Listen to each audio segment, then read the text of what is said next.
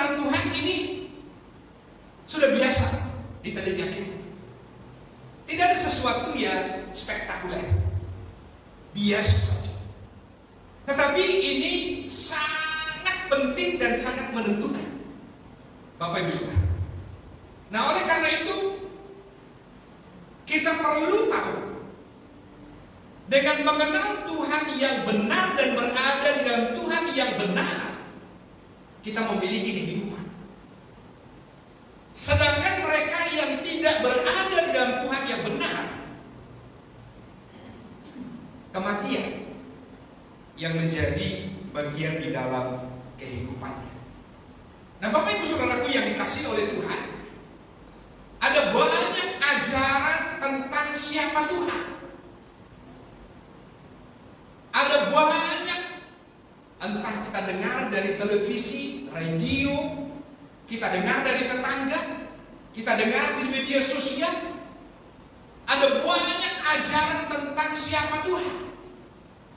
Nah, Bapak Ibu Saudara, saya mau mengatakan di awal ini bahwa di dunia ini ada banyak yang dipanggil sebagai Tuhan. Di dunia ini ada banyak yang dipanggil sebagai Allah. Tetapi tidak semua yang dipanggil Tuhan atau dipanggil Allah adalah Tuhan yang sesungguhnya. Kalau orang ateis mengatakan tiada Tuhan. Orang agama memiliki masing-masing Tuhannya, ilahnya, dewanya, berhalanya, sesembahannya. Nah, itu sebabnya Bapak Ibu Saudara, kalau kita mengatakan mengenal Tuhan, maka sesungguhnya kita sedang berbicara mengapa kita menjadi orang Kristen. Siapa sesungguhnya Tuhan kita? Apakah orang Kristen itu menyembah manusia sebagai Tuhan? Apakah orang Kristen itu menyembah tiga Allah? Apakah orang Kristen itu memiliki Tuhan yang sama dengan Tuhan yang dimiliki oleh agama-agama dan berbagai agama yang ada dalam dunia? Nah, Bapak Ibu Saudara, kita mengenal siapa Tuhan tidak menurut saya, tidak menurut orang lain, tidak menurut agama-agama. Karena iman Kristen tidak pernah berbicara tentang agama. Tetapi iman Kristen selalu berbicara tentang jalan kehidupan. Dan jalan kehidupan itu karena mengenal Tuhan yang benar. Tidak peduli apa agamanya. Yang paling penting dalam iman Kristen adalah mengenal Tuhan yang benar. Karena berada di dalam Tuhan yang benar, itulah kehidupan. Kehidupan yang sesungguhnya. Nah, oleh karena itu kita mau mendengar apa yang diajarkan oleh Alkitab. Siapa Tuhan menurut Alkitab? Siapa Tuhan yang menjadikan kita orang Kristen yang memiliki kehidupan? Itulah yang mesti kita dengarkan. Nah, oleh karena itu Bapak Ibu Saudara, sebelum kita membaca Alkitab, saya ingin kita bersama-sama membaca sebuah kalimat singkat ini. Ya, saya tuliskan, yuk kita baca bersama-sama. 2, iya. Kita perlu mengenal Tuhan yang benar, sehingga kita beriman kepada Tuhan yang benar, agar kehidupan kita menjadi manusia yang benar, yang pada akhirnya benar-benar beroleh hidup yang kekal. Kita akan baca ini berulang-ulang ke depan selama tema ini, supaya kita sungguh-sungguh mengerti apa yang sedang kita bicarakan. Orang Kristen memiliki Tuhan yang tidak sama dengan Tuhan-Tuhan Allah yang lain. Nah, karena itu mari kita membaca Alkitab. Ada 3 ayat yang akan kita baca pada pagi hari ini. Yang pertama, Yohanes 17 ayat yang ke-3. Yohanes 17 ayat yang ke-3.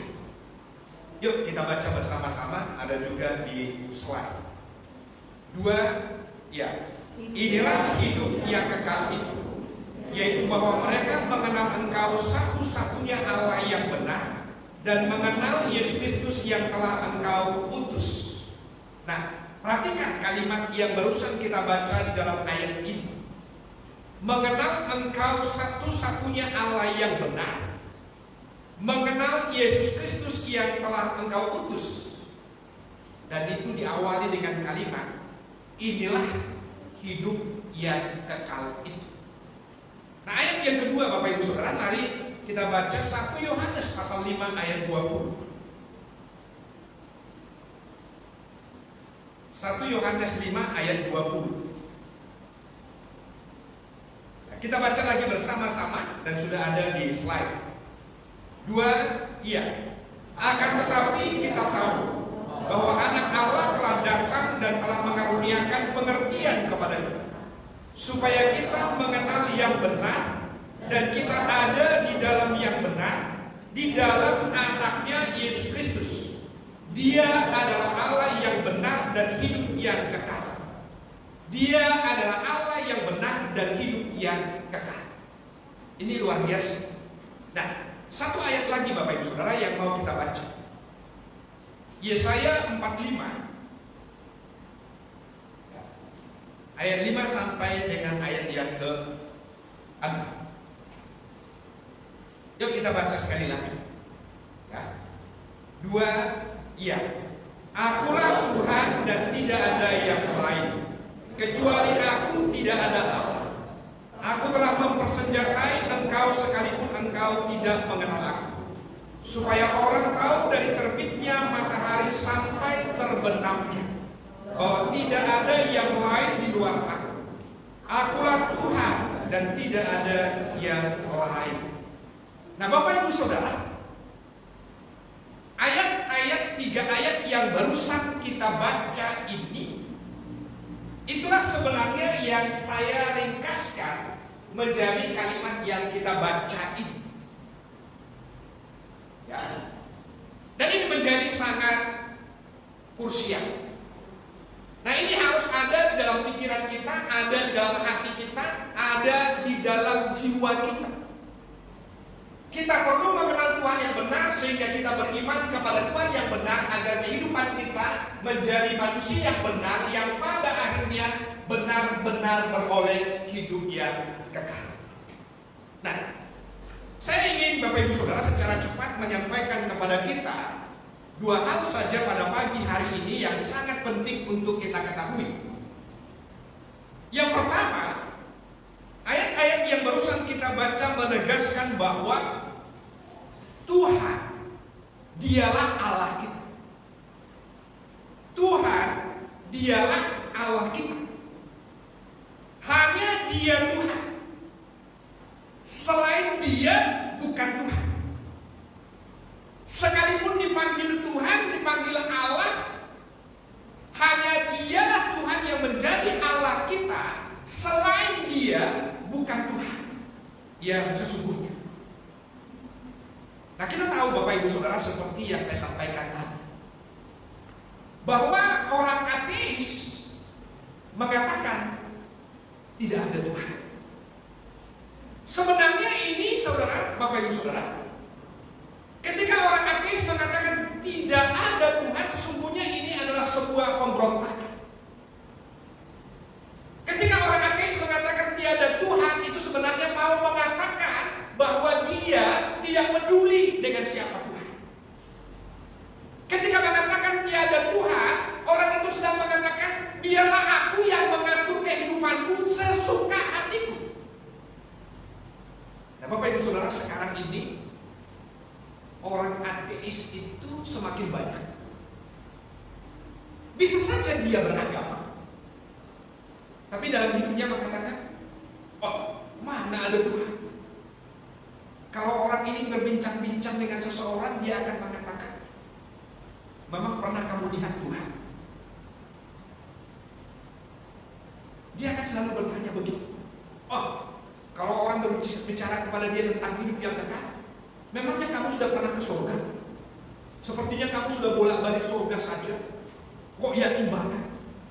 Emang kamu sudah pernah lihat Tuhan? Seperti apa rupanya? Orang dalam dunia ini ada yang menolak Tuhan. Sebenarnya itu adalah sebuah pemberontakan yang mau mengatakan, biarlah hidup saya sesuka hati saya. Dia ada atau dia tidak ada, saya tidak peduli. Dan di dunia ini banyak yang demikian. Ketika muda, kuat, sehat, gagah perkasa, merasa mengatakan seluruh dunia bisa saya jelajahi. Karena dunia yang ada di dalam genggaman. Begitu orang punya kedudukan, jabatan, punya yang dianggap wah oleh dunia, dia bisa mengatakan, aku yang mengatur dunia. Dunia ada di dalam genggamanku. Tapi begitu lemah, sakit, tak berdaya, apalagi mendekati kematian, dia menjadi orang yang linglung, orang yang bingung. Sebenarnya Tuhan itu ada atau enggak ya? Tapi selama ini aku mengatakan Tuhan itu tidak ada. Tapi apakah dia sungguh ada? Nah, Bapak Ibu Saudara, kita tidak mau mendengarkan apa yang dikatakan oleh ateis, orang-orang yang tersesat, orang-orang tidak peduli ada Tuhan atau tidak, orang-orang yang mau hidup sesuka-suka hatinya. Karena firman Tuhan yang kita baca tadi jelas mengatakan, dialah Tuhan yang benar, dialah Tuhan sumber hidup yang kekal, dialah Tuhan satu-satunya dan tidak ada yang lain. Itu berarti Bapak Ibu Saudara, Tuhan itu ada, Tuhan itu sungguh ada, dia tetap ada, selamanya dia ada, dari kekal hingga kekal. Keberadaan Tuhan, adanya Tuhan tetap ada dan tidak pernah berubah. Dahulu, sekarang, dan sampai selama-lamanya dia akan tetap sama, tidak berubah. Orang mengakui atau tidak mengakui, orang menyembah dia atau tidak menyembah dia, orang mau bergantung kepada dia ataupun tidak, dia Tuhan tetaplah Tuhan yang ada dan tidak akan pernah berubah. Yang rugi adalah manusia jika tidak mau bergantung kepada Tuhan. Yang kedua, Bapak Ibu Saudara, pada bagian ini ada begitu banyak orang yang punya agama, tetapi sesungguhnya melakukan kekejian di hadapan Tuhan. Ya. Apa itu kekejian? Sesuatu yang menyakitkan hati Tuhan. Apa itu kekejian? Sesuatu yang mengkhianati Tuhan. Apa itu kekejian? Sesuatu yang melukai. Nah, misal Bapak Ibu Saudara, ini contoh yang sederhana. Ya. Kalau dalam hidup ini, di dalam keluarga, katakanlah suami istri, ya, setia dengan pasangannya, tetapi entah apa yang terjadi seperti petir di siang bolong. Ya. Misalnya saya dengan Ibu Rina, lalu misalnya suatu hari saya mengajar keluar kota, nah tiba-tiba ada seorang perempuan datang ke rumah, hamil lagi, ya. Lalu ngaku Ibu Rina, saya istrinya Pak Sar. Wah, itu berita buruk, ya. Pasti itu sebuah yang disebut sebagai kekejian. Loh, selama ini nggak begitu kok.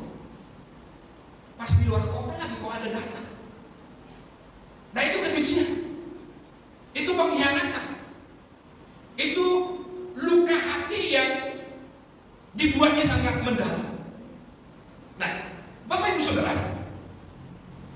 dalam dunia ini orang beragama dan menyembah Tuhan ini, Allah ini, Allah ini. Sesungguhnya itu adalah sebuah kekejian. Lupa, tapi itu kan sedang beribadah sesuai dengan kepercayaannya. Dan kita harus menghargai, kita harus memberi ruang, kita harus mendukung, kita tidak boleh mengganggu. Ya harus, karena harus berkebebasan di dalam beribadah. Tetapi Bapak Ibu Saudara, supaya ini tidak disalah mengerti dan kita dapat memahaminya dengan baik, kita perlu mengerti hingga kepada awal mula mengapa manusia disebut jatuh ke dalam dosa. Di dalam Kejadian pasal 3,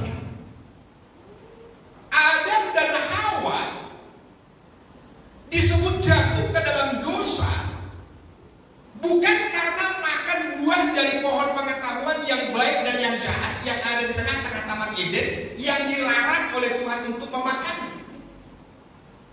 Tetapi manusia jatuh ke dalam dosa oleh karena manusia mengatakan tidak kepada Tuhan. Manusia mengatakan engkau bukan Tuhan. Manusia tidak mau mendengarkan yang adalah Tuhan. Lalu manusia itu beralih mendengarkan iblis, mempertuhan yang bukan Tuhan, mengangkat iblis sebagai Tuhan. Lalu dia mendengarkan yang bukan Tuhan itu sebagai Tuhannya. Manusia mengatakan tidak kepada Tuhan yang benar, lalu mengatakan iya kepada yang bukan Tuhan. Manusia menolak mendengar Tuhan yang benar, lalu mengatakan iya kepada yang bukan Tuhan. Inilah kejatuhan manusia ke dalam dosa. Makan buah dari pohon pengetahuan yang jahat dan yang baik yang dilarang oleh Tuhan, itu adalah bukti bahwa manusia sudah meninggalkan Tuhan, lalu mempertuhan yang bukan Tuhan. Itu sebabnya Bapak Ibu Saudara, upah dosa adalah kematian. Karena meninggalkan Tuhan yang adalah kehidupan, lalu mengikuti yang bukan Tuhan sebagai Tuhan, itulah kematian. Itu sebabnya Bapak Ibu Saudara, kalau orang mau beroleh hidup yang kekal, maka dari meninggalkan Tuhan yang benar lalu mempertuhan yang bukan Tuhan, sekarang harus kembali dari mempertuhan yang bukan Tuhan kembali kepada Tuhan yang sesungguhnya. Nah, Bapak Ibu Saudara, agama-agama manusia mencari Tuhan. Tapi kalau iman Kristen, Tuhan mencari manusia. Karena kalau manusia yang mencari Tuhan, manusia mencari dan membuat siapa saja menjadi Tuhan, siapa saja menjadi Allah, lalu menyembah dan mengatakan ini Tuhan, ini Allah, ini Allah, ini Tuhan, ini Tuhan, ini Allah. Lalu mana Tuhan dan mana Allah menjadi bingung. Tetapi berita di dalam Alkitab selalu Bapak Ibu Saudara, Tuhan datang ke dalam dunia untuk mencari dan menyelamatkan manusia yang berdosa. Dan karena Tuhan itu yang datang ke dalam dunia, maka manusia yang berjumpa dengan dia, manusia berjumpa dengan dia oleh karena Tuhan yang datang menjumpai. Itu sebabnya orang yang berjumpa dengan Tuhan, yang beriman kepada Tuhan yang datang ke dalam dunia ini disebut sebagai orang pilih, karena berjumpa dengan Allah yang benar. Itulah sebabnya poin yang kedua ini menjadi sangat penting untuk kita ketahui bahwa Tuhan itu adalah kehidupan. Itu sebabnya ayat yang kita baca tadi, inilah hidup yang kekal itu, bahwa mereka mengenal Engkau satu-satunya Allah yang benar dan mengenal Yesus Kristus yang telah Engkau utus. Ayat yang kedua juga yang kita baca tadi juga menegaskan hal yang sama.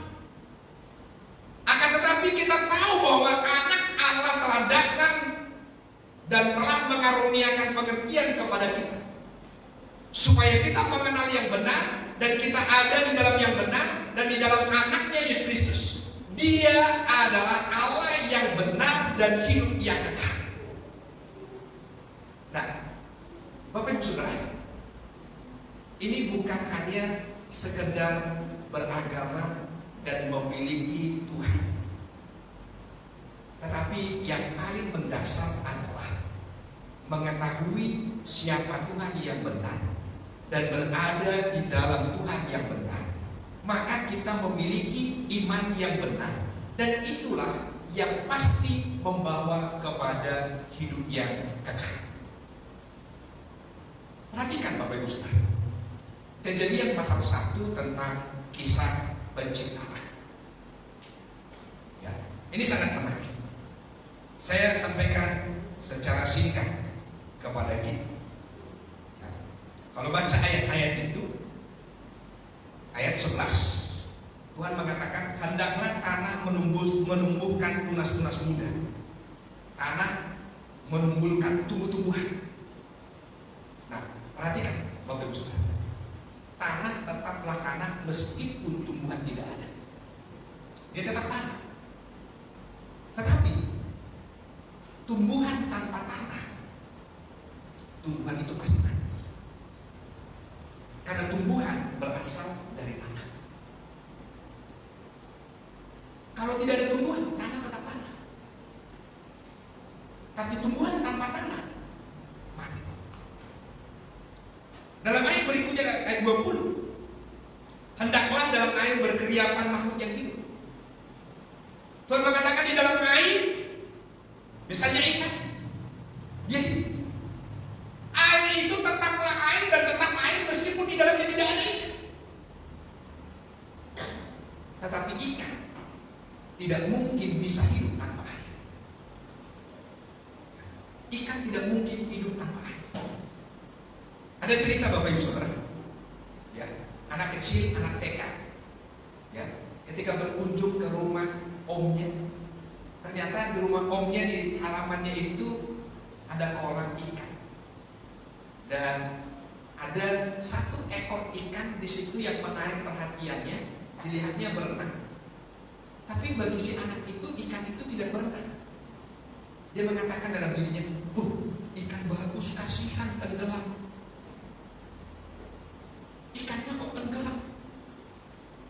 Ikannya berenang sana kemari. Dalam pikiran si anak itu, ikan itu sedang berusaha selamat dari dalam air. Karena ikan itu tenggelam, itu yang ada di pikiran anak ini. Lalu dia pikir, aku akan ambil. Lalu dia ternyata di situ ada serok. Dia ambillah ikan ini. Ya, dia pikir, wah, sekarang dia aman, tidak lagi tenggelam. Ikan itu sekarang sudah ada di luar air. Apa yang terjadi? Ikan itu mati. Nah, tumbuhan berasal dari tanah. Tanah tetap tanah. Dan kalau tumbuhan terpisah dari tanah, mati. Ikan hidup dalam air. Air tanpa ikan, dia tetap air. Tapi ikan tanpa air mati. Dan perhatikan Bapak Ibu Saudara, ayat 26-27. Ketika Allah menciptakan manusia, Allah tidak mengatakan biarlah tanah mengeluarkan manusia, biarlah air mengeluarkan manusia, biarlah udara mengeluarkan manusia. Tidak. Ketika dia menciptakan manusia, dia mengatakan, baiklah kita menciptakan manusia menurut gambar dan rupa kita. Dengan kata lain, manusia itu berasal dari Allah itu sendiri. Itu sebabnya Bapak Ibu Saudara, manusia tanpa Allah adalah kematian. Allah tetap Allah dan tidak pernah berubah. Manusia ikut dia, manusia menyembah dia, manusia beriman kepada dia. Dia tetap Allah. Manusia melawan dia, manusia memberontak kepada dia, manusia berkhianat kepada dia. Dia tetap Allah dan tidak pernah berubah. Tetapi masalahnya, kalau manusia tanpa Allah, Allahnya tetap hidup, manusianya yang mati. Dan oleh karena itu, ketika Adam dan Hawa meninggalkan Tuhan yang benar, lalu mempertuhan yang bukan Tuhan, mengalami kematian. Maka sekarang harus kembali dari yang bukan Tuhan, mengikuti Tuhan yang benar. Maka kembali kepada kehidupan. Itu sebabnya Bapak Ibu Saudara, Allah datang ke dalam dunia mencari kita. Dialah yang benar. Supaya kita berada di dalam yang benar. Dan ayat Alkitab mengatakan Allah mengaruniakan anaknya, Yesus Kristus. Dialah Allah yang benar. Jadi tidak sembarangan, tidak semuanya. Oleh karena itulah di ujung tahun selalu kita merayakan Natal. Dan Natal itu selalu kita rayakan kedatangan Yesus ke dalam dunia. Ini bukan hanya sekedar kelahiran seorang manusia, karena ini adalah Allah yang menjelma menjadi manusia. Mengapa dia menjadi manusia? Karena ia mengasihi kita. Mengapa ia mengasihi kita? Karena manusia sudah meninggalkan Allah yang benar dan memperallah yang bukan Allah. Dan dia mau kita mengenal satu-satunya Allah yang benar, dan tidak ada yang lain kecuali Dia. Dialah Tuhan kita, Dialah sumber kehidupan di dalam diri kita. Maka untuk sekarang kita camkan bahwa mengapa saya menjadi orang Kristen? Karena Tuhan Allah adalah Tuhan Allah yang menjadi manusia. Namanya Yesus Kristus.